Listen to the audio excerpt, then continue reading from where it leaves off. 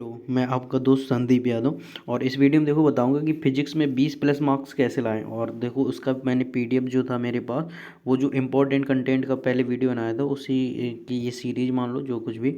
तो ये next video है, इसमें आपको हम कंटेंट प्रोवाइड करेंगे जो कि इम्पोर्टेंट है और जो फिजिक्स में 20 प्लस मार्क्स आने के पूरे पूरे आपके चांस रहेंगे। आपकी कैपेबिलिटी पे तो बहुत निर्भर करता है, ठीक है ना, कि आपके पास कितनी क्षमता, आपने कितना पढ़ा हुआ है। लेकिन ये पीडीएफ क्या करेगी, आपके 15 प्लस लाएगी। किस तरीके से लाएगी वो आपको आगे एक्सप्लेन करते हैं।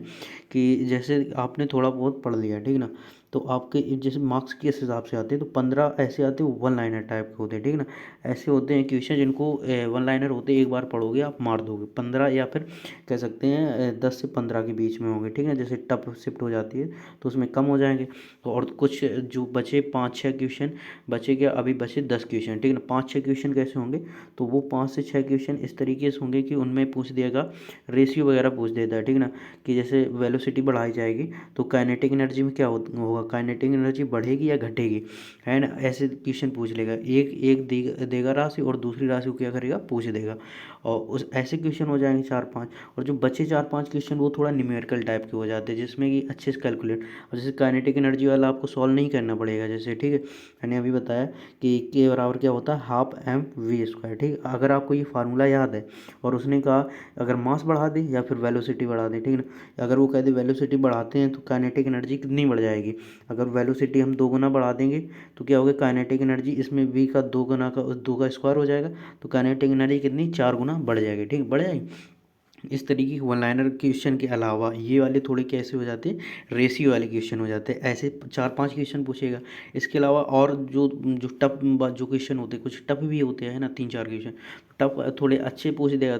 जैसे वेलोसिटी से रिलेटेड पूछ देगा, गति के नियम से पूछ देगा कि इतनी स्पीड से हमने कोई गेंद फेंकी तो वो मान लो 5 मीटर के ऊपर जाकर उसकी कितनी यहाँ पे वेलोसिटी है। मान लो हमने फेंका 10 मीटर पर सेकेंड की स्पीड से फेंक दिया, तो 5 मीटर ऊपर जाने के बाद यहाँ पे वेलोसिटी क्या होगी। ऐसा क्वेश्चन कर देगा तो थोड़ा इसको कैलकुलेट करना पड़ेगा, या फिर जिसकी अच्छे से पढ़ाई की होगी वही अच्छे से इसको कर पाएगा। लेकिन इससे भी टफ क्वेश्चन बहुत रेयर चांस होते हैं, जब पूछेगा भी तो एक आध आएगा। फिर इतना हमें 25 में 25 का अटैम्प्ट नहीं करना होता है। 25 कोई भी अटैम्प्ट नहीं कर सकता है, मतलब करने को तो कर ही देते हैं, ठीक ना। बहुत सारे IITian होते हैं एक हिसाब से, मतलब बहुत, जो तुम एक ही सब्जेक्ट में घुसे रहोगे फिर, ठीक ना किसी में फेल हो जाओगे। फिर अगर फिजिक्स में घुसे रहोगे, मैथ में दिक्कत करेगा, इंग्लिश में दिक्कत करने लगा। तो सबको मेंटेन करके चलना है, तो इसलिए आपका टारगेट क्या रहेगा। वैसे टारगेट तो 10 है नंबर आपका, तो मतलब 10 नंबर आ रहे हैं तो ठीक। लेकिन अगर आपके जो हम कहें कि 15 प्लस कर दो तो और अच्छी बात है, और 20 आ जाए तो बहुत ही बढ़िया बात है ना। तो 15 प्लस कैसे करेंगे, उसके लिए हमने आपके लिए पीडीएफ, आप ऐसा होता है आप कई यूट्यूब में देखेंगे तो कई लोग क्या करेंगे, पीडीएफ वगैरह बेचते हैं लास्ट टाइम। कैसे बेचेंगे, तो वो कहेंगे 100 रुपये, 100 रुपये ऐसे लिखेंगे, काट देंगे, यहाँ पे लिख देंगे 99 रुपये, ऐसा कर देंगे लास्ट में लिख देंगे ये भी काट दिया 49 रुपये। ऐसे कर करके पीडीएफ बेच देते हैं। अगर आप पढ़ेंगे नहीं, आप खुद बताइए, अगर आपको नहीं आता तो वो पीडीएफ क्या करेगी, कुछ नहीं करेगी, ठीक है ना। हम भी आपको पीडीएफ प्रोवाइड कर रहे हैं। जो पीडीएफ प्रोवाइड करेंगे उसका मतलब कितना वो बेनिफिशियली है और इसकी कितनी वैल्यू है, ये अभी बता दें क्या। कि जो पहले जो होते थे, जो वो वहाँ पे कराते थे टीचर वगैरह, क्लास कराते लास्ट टाइम मैराथन, उसका कितना चार्ज रखते थे, 200 रुपये रखते थे, ठीक है ना। 200 रुपये तो वहाँ की एंट्री फीस होती थी। इसके अलावा 100 रुपये लेते थे, यही जो पीडीएफ है इसके 100 रुपये लेने के बाद क्या करते थे, इसको देते थे और पढ़ाना स्टार्ट करते थे। वो ज़्यादा से ज़्यादा 4-5 घंटे पढ़ाते थे। इसके बाद बच्चे भी बोर हो जाते थे और सारे के सारे बच्चे भाग आते। अगर आपका पहले से पढ़ा नहीं है, और ये उनके लिए रहती थी जो पढ़ चुके होते थे पहले, क्योंकि वन लाइनर है तो उसको एक एक बार पढ़ पढ़ के आप रिवाइज कर सकते हैं, ठीक है ना। और जो नहीं पढ़ी आपने पहले, तो आप क्या करेंगे, बोर हो जाएंगे, और बोर होने के बाद आपका मन भी नहीं लगेगा, नींद आने लगेगी, ये सारी सारी दिक्कतें होती हैं। तो अभी अगर जितनी पढ़ाई कर ली उसके साथ साथ क्या करेंगे, इस पीडीएफ को उस चैप्टर के जितने भी वन लाइनर क्वेश्चन बन सकते हैं वो आपके हो जाएंगे। जैसे कि ये होता है कि कभी कभी हम पूरा चैप्टर तो पढ़ लेते हैं थ्योरी वगैरह, ठीक है, टीचर से क्लास में पढ़ते रहे बहुत अच्छे से पढ़ लिया है, पूरा रटा हुआ है। लेकिन क्वेश्चन वहीं से घुमा के रख देगा, थोड़ा सा घुमा के रखेगा तो हमें समझ में नहीं आएगा कि ये क्या होगा इसमें, है ना। अब जैसे बहुत सारे क्वेश्चन पढ़ लेते हैं, कोई भी क्वेश्चन ऐसे पूछ दे अचानक से कि अब जैसे हमने वही पूछा था, इसके अलावा ये पूछ दे कि अंतरिक्ष में जाने पर क्या होगा, तो अंतरिक्ष के बाहर जाएंगे तो वो चीज़ों में वेटलेस की कंडीशन क्यों आती है, ऐसे करके रीजन पूछ देगा, कुछ बताएगा। और जैसे कि एक होता है रॉकेट वाला, ठीक है, तो रॉकेट वाला जैसे क्वेश्चन दे दिया, आपने प्रैक्टिस तो बहुत की, सब पता था आपका।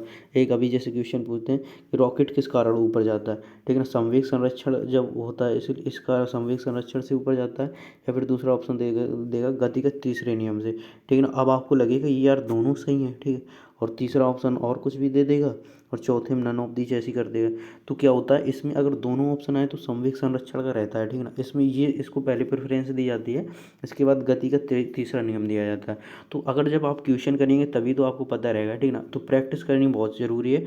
और जो ये क्वेश्चन है ये प्रीवियस ईयर ज़्यादातर क्वेश्चन है, ठीक है ना। तो चलो चलते हैं, देर ना करते हुए आपको पीडीएफ दिखा देते हैं किस तरीके की है।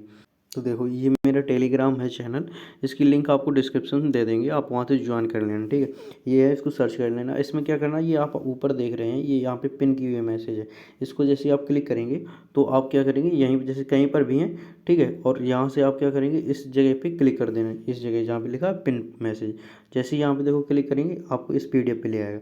बस इस पीडीएफ को खोलना है आपको, और खोलते हैं। देखो अभी, हाँ यही है पीडीएफ। ये पीडीएफ कितनी, मान लो 100 रुपये की तो है ही कम से कम, ठीक है, हम एक बार खरीद चुके हैं। इसके अलावा आपको दिखा देते हैं किस तरीके से आपको यहाँ पे इसको पढ़ना है, ठीक। चलो इसको और जूम कर लेते हैं, ठीक। अब ये इस तरीके की पीडीएफ रहेगी। ये पहला चैप्टर है यांत्रिकी, इसमें पार्ट से किसके जो भी मात्रक देखो पूछे जाते हैं, जो इंपॉर्टेंट मात्रक है वो सारे के सारे यहाँ पे हैं। जैसे कि एक इंपॉर्टेंट मात्रक है, ये बिल्कुल रटा ही होना चाहिए, कौन सा है, तो प्रकाश वर्ष किसका मात्रक होता है, दूरी का होता है, ठीक है।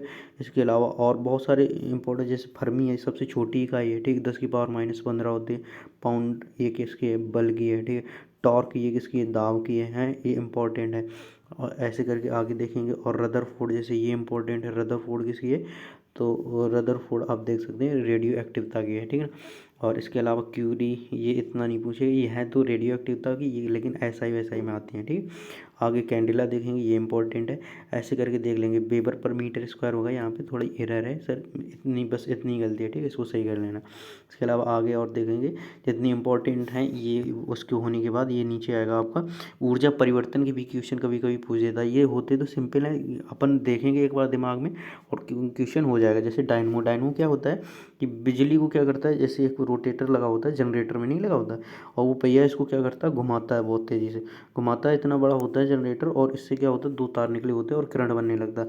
तो ये कौन सी एनर्जी थी यहाँ पे जो लगाई हमने, मैकेनिकल लगाई, ठीक है ना। ये राउंड राउंड घुमाया, इसके बाद यहाँ से क्या हुआ, हमने बल्ब लगा कर जलाने लगी, ठीक। तो क्या हुआ, मैकेनिकल से कहाँ पहुँची, इलेक्ट्रिकल में, ठीक, पहुँच गई, यांत्रिकी से विद्युत ऊर्जा में, ठीक। बस आंसर हो गया। ऐसे ही होएंगे, ठीक है। जो कुछ होते हैं जैसे वो उनको बताते हैं, जैसे कि लाउड स्पीकर, थोड़ा ध्यान रखना एक बार।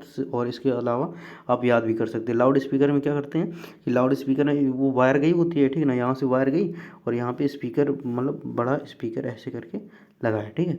तो इसमें क्या हो रहा है, यहाँ से आवाज़ आ रही है, तो यहाँ से कौन सी करंट जा रहा है, ठीक है ना, विद्युत ऊर्जा जा रही है, और यहाँ पे क्या क्या हो रहा है, साउंड ऊर्जा में परिवर्तित हो रही। तो क्या, कौन सा परिवर्तन है, कैसा, विद्युत ऊर्जा का ध्वनि ऊर्जा में, ठीक है ना। यहाँ पे क्या, विद्युत ऊर्जा का ध्वनि ऊर्जा में, बस सिंपल होते हैं। इनको भी एक बार देख लेना। इसके अलावा देखो यहाँ से मोस्ट इंपॉर्टेंट स्टार्ट हो जाते हैं आपके लिए, या किस, जैसे कि पहले ही दिया है, ठीक है। पहले रॉकेट किस सिद्धांत पे काम करता है, ठीक। तो रॉकेट जो अगर आयत है उसमें दिया तो तीर्थी मारेंगे, वैसे क्या करता है, नियम किस संरक्षण पे, तो रेखीय समवेग संरक्षण के नियम पर काम करता है, ठीक है। रॉकेट जो जो ये वाला पहले आया तो ये ऑप्शन मारेंगे, ये नहीं हुआ तो फिर ये वाला मानेंगे, ठीक है। आगे देखो, बल की सर्वप्रथम व्याख्या न्यूटन ने किस नियम में दी है, तो प्रथम नियम में। द्वितीय नियम से क्या फार्मूला मिलता है, और तृतीय नियम से क्या होता है, तो क्रिया प्रतिक्रिया का नियम होता है, ठीक है। न्यूटन का थर्ड लॉ है, ठीक है। इसके अलावा आगे और देखते हैं, इस तरीके की पीडीएफ आपको फुल पीडीएफ और दिखा देते हैं। ये इस चैप्टर के ही इसी तरीके से सारे आगे हैं, वन लाइनर जितने भी क्वेश्चन पहले पूछे गए हैं। अगर ये आपने पढ़ लिए, देखो यहाँ से दूसरा चैप्टर प्रकाश स्टार्ट हो गया। वस्तुएं, समतल दर्पण की फोकस दूरी कितनी होती है, अनंत होती है। समतल दर्पण की क्षमता कितनी होती है, तो ये सब सारे इंपॉर्टेंट क्वेश्चन, कितनी क्षमता शून्य होती है, ठीक है। इसके अलावा और आगे देखते हैं, अभिसारी दर्पण, अभिसारी दर्पण कैसे, कौन सा होता है, अवतल दर्पण को अभिसारी दर्पण बोलते हैं। कितने इंपॉर्टेंट हैं इंपॉर्टेंट क्वेश्चन सारे सारे कर लेना यहाँ से। और जितने भी इंपॉर्टेंट इलेक्ट्रिसिटी से आप देख सकते हैं, इलेक्ट्रिसिटी नाइक्रोम तार का गलनांक कैसा होना चाहिए, ऐसे ही बस पूछ देगा वन लाइनर, नाइक्रोम तार का कैसा होना चाहिए। आप उच्च निम्न इसी में कन्फ्यूज हो जाएंगे। अगर आपने निम्न मार दिया वो होता उच्च है, अगर आपने निम्न मार दिया एक नंबर आपका यहाँ पे कट गया, एक तो कट ही गया, 1.25 चले गए। आप कहेंगे एग्जाम तो बहुत सरल था, घर पर आएंगे कहेंगे हमने 20 प्लस किए हैं, आराम से हमारे 15 प्लस आ जाएंगे। और ऐसे ऐसे क्वेश्चन अगर आप गलत कराएंगे तो आपका रिजल्ट वही रहेगा, जैसे 6-5 नंबर ऐसे आए, कट ऑफ जा रही 7-8 नंबर, 1-2 नंबर से रुक जा रहे, आपको बहुत दिक्कत होगी बाद में, ठीक है ना भाई। तो आपको क्या करना है, इस वीडियो को अच्छे से पढ़ लेना, पहले से चैप्टर पढ़ना है, इसके बाद इसकी जितने भी वन लाइनर है आपको कंटेस्ट कर लेना, बिल्कुल याद कर लेना है। लास्ट में एग्जाम टाइम जाते समय क्या करना है, तो एक दिन पहले इसको रात को पढ़ लेना है, ठीक है, जाते वक्त। तो ठीक है, मिलते हैं नेक्स्ट वीडियो में। जय हिंद और thanks to all of you. मिलते हैं फिर नेक्स्ट वीडियो में। जय हिंद। जो भी कोई क्वेरी हो तो आप कमेंट करना, मैं बता दूंगा, ठीक।